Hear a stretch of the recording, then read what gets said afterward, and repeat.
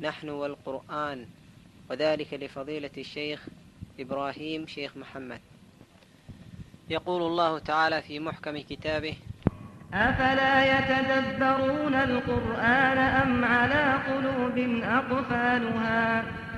kitaabkani waa kitaabka u yimid carab ilmahoodii oo nool duugaya muddo aan ka badnayn dhowr iyo 20 sanana ka dhigay niman caalamka oo dhan hogaaminaya. kitaabkani waa kitaabka u yimid dad neefka oo nool dhiiga ka cabaya oo ka dhigay haddana qiyaadatul umma. kitaabkani waa kitaabka dad ka xoreeyey inay hubal iyo cuzza iyo laata u sujuudaan. kitaabkani siduu saxaabiga hadalka ku soo koobay waxaa weeye kitaab u yimid liyukhrija alcibaada min cibaadati alcibaad ila cibaadati rabbi alcibaad. وقد قال عمر بن الخطاب رضي الله عنه: ma garanhayo qiimihiisa ilaa qof gaalnimo soo maray ma ahaan. qiimaha uu kitaabkaasi leeyahay iyo diintani leedahay ma garan karo dadka muslimka islaamnimada ku dhashay. waxaa garan kara qofka aan muslimka ahayn ee soo islaamay. walaal goorma kuugu dambaysay qur'aan intaad u fadhiisato aad ku ilmayso? goorma kuugu dambaysay qur'aan aad macnihiisa aayaddan waxa ay ka hadlaysa aad fahanto? goorma kuugu dambaysay qur'aan aad xafido oo tajwiid iyo sida loogu talagalay aad u aqrido? rajo ma ka qabtaa qur'aan waxa uu tusahayo ummaddii iyo dadkii lagu xukumayo inaad noolaato ama aad aragto? ma ugu sahawl jirtaa? عناصر المحاضرة. تكوّل وحن كهذا دونا القرآن محوي قيحستيسة. طلبنا وحن كهذا دونا مقعية القرآن كريم أنت أنك جانو. تصدحنا وحن كهذا دونا فضلك القرآن كأوليه. سيدا القرآن كأشاعي، سيدا حديث كأشاعي، يسيدا الصحابة يتابعين وعبرين. كتب وحن كهذا دونا tusaale yow aan ka soo qaadanayna saxaabadii iyo taabiciintii iyo qur'aanka si ay ugu dhaqmi jireen. waxaan ka hadli doonaa markaas kadib qaanuun aad qaadanayso oo kugu dhalin doona inaad qur'aanka macnihiisa ku raaxaysato haddaad raacdo. kadib waxaan ka hadli doonaa qur'aanka oo laga haajiro, laga warhayn waayo, la aqrin waayo, la iloobo waxa ka imaan doona. kadib waxaan uga gudbi doonaa qodob kale oo ah seen qur'aanka u xafidnaa. kadib waxaan uga gudbi doonaa insha allahu tacaala in aan sheegno qofka ilooba qur'aanka waxa ku sahli kara inuu soo xusuusto ama ilowshaha ka ilaaliyo insha allahu tacaala.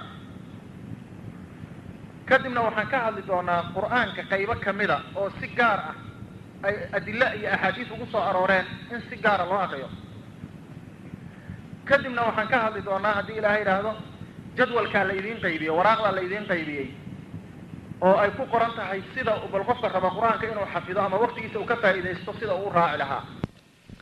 أيها الأحبة في الله، والآن مع الشريط الأول والشيخ إبراهيم شيخ محمد حفظه الله. إن الحمد لله نحمده ونستعينه ونستغفره ونعوذ بالله من شرور أنفسنا وسيئات أعمالنا. من يهده الله فلا مضل له ومن يضلل فلا هادي له. وأشهد أن لا إله إلا الله وحده لا شريك له وأشهد أن محمدا عبده ورسوله. اللهم صل على محمد وعلى آل محمد وبارك على محمد وعلى آل محمد كما صليت وباركت على إبراهيم وعلى آل إبراهيم إنك حميد مجيد. يا أيها الذين آمنوا اتقوا الله حق تقاته ولا تموتن إلا وأنتم مسلمون. يا أيها الناس اتقوا ربكم الذي خلقكم من نفس واحدة.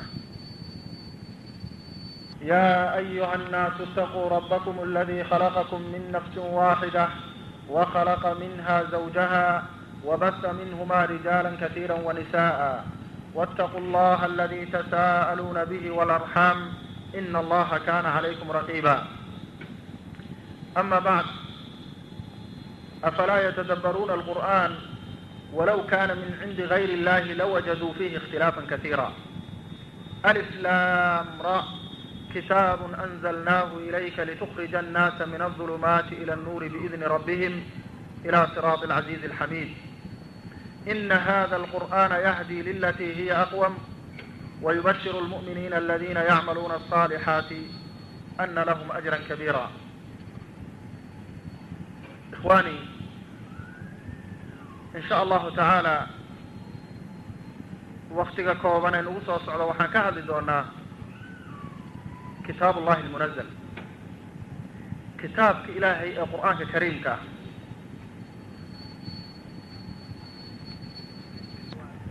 الذي لا يأتيه الباطل من بين يديه ولا من خلفه تنزيل من حكيم حميد. إخواني، كتاب كان وشيء قالئ ووحلو قد كراء أنجرين. كتاب كان وكتاب كأويمد عرب المهودي أو نول دوغية مدعا كبا ما نوري الله باسان سنانا كدغي نمان عالم كودن. كتاب كان وكتاب كأويمد dad neefka oo nool dhiiga ka cabaya oo ka dhigay haddana qiyaadatul umma. kitaabkani waa kitaabka dad ka xoreeyey inay hubal iyo cuzza iyo laata u sujuudaan. kitaabkani siduu saxaabiga hadalka ku soo koobay waxaa weeye kitaab u yimid liyukhrija alcibaada min cibaadati alcibaad ila cibaadati rabbi alcibaad, inuu addoommada ka xoreeyo inuu barkood barka kale addoon u ahaado, dadkoo dhanna uu ilaahay addoon uga dhigo. kitaabka isaga cumar ibn alkhadaab radia allahu canhu markuu ka hadlayo wuxuu yidhi ma garanhayo qiimihiisa ilaa qof gaalnimo soo maray ma ahaan. qiimaha uu kitaabkaasi leeyahay iyo diintani leedahay ma garan karo dadka muslimka islaamnimada ku dhashay, waxaa garan kara qofka aan muslimka ahayn ee soo islaamay. sidaa darteed waxaan u malaynayaa inay aad aan u mudannahay ama ay u habboon tahay bal inaan isxasuusino qur'aanku muxuu yahay. innaga iyo qur'aanka xageen kala joognaa? goormaa kuugu dambaysay qur'aan intaad u fadhiisato aad ku ilmayso? goormaa kuugu dambaysay? goormaa kuugu dambaysay qur'aan aad macnihiisa aayaddan waxa ay ka hadlaysa aad fahanto? goormaa kuugu dambaysay qur'aan aad xafido oo tajwiid iyo sida loogu talagalaado akhrido? rajo ma ka qabtaa qur'aan waxa uu tusahayo ummaddii iyo dadkii lagu xukumayo inaad noolaato ama aad aragto? ma ugu sahawl jirtaa? ikhwaani, waxay xusuusinaysaa arrintani qarnigan bilowgiisii markay reer yurub yimaadeen ay qabsadeen caalamka islaamka, yaa wasiirka ingiriiska u qaabishanaa isticmaarka ama waddamada islaamka yaa baarlamaankooda yimid. markaasaa la yidhi intaas oo waddan oo islaamkaad gacanta ku haysaan waxoona waad ka qaban laadini see wuxu jiraan. intuu saa u qaaday baarlamaanka misxafkii qur-aanka ayuu wuxuu yidhi maadaa afcal, maxaan samayn karaa buuhi maadaama uu ummadda kitaabkani dhex joogo ani waxaan ka qaban kara ma jira buui.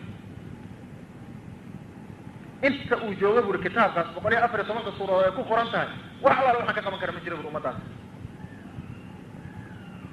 maxaa yeelay waa mucjiza, isaguna wax kama qaban karo, kuwii ka horreeyey ee abujahal iyo muxuu ahaaye kuwa lamidkaana wax kama qaban karaan, kuwa ka dambeeyana ma qaban karaan. sidaa darteed yaa wuxuu ilaahay leeyahay markuu gaalada uu mucjizada iyo tartanka la samaynayay qul fa'tuu bisuuratin min midlihi wadcuu man istatactum min duuni illahi in kuntum saadiqiin. maxaa waa shayga wax keeni kara cid kasta oo luqo kasta ku hadasha oo kitaabka ayran hadda gacanta ku hayna keeni kartaa ma jirto, hal aayadoo kamid a xataa ma keeni karaan.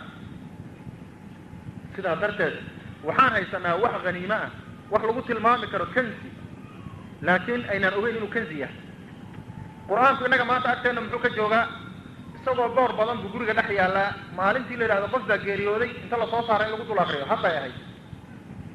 hadda maanta markii meeshan la yimid xataa geeridii lala xusuusan jiray xataa mabalax baan umalaynba, wax ka warhaya xataa ma jiro.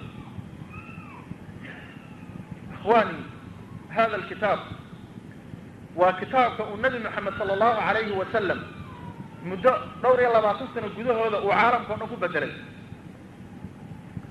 inta dad wax qortay ee maanta xadaarada adduunka wax ka qortay qola aan la yaabanayn ma jirto. diinta islaamku waktiga yar say adduunka o dhan u bedeshay. maxay tahay sirta ku jirtaa?